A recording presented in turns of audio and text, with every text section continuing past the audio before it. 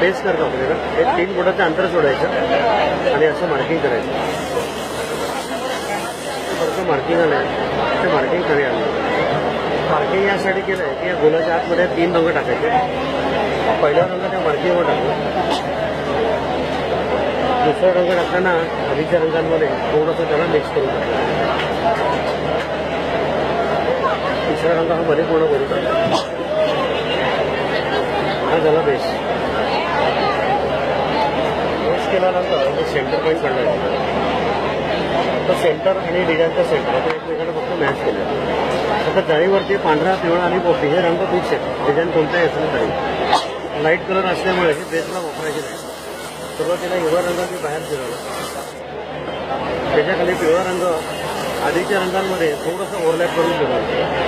तसंच पांढरा पण पिवळ्यामध्ये ओव्हरलॅप करून फिरवला. आता शेवटी पिवळा रंग पांढऱ्यात मिक्स करायचा आणि डिझाईन हळूहळू हे पूर्ण करायचं. ठीक आहे.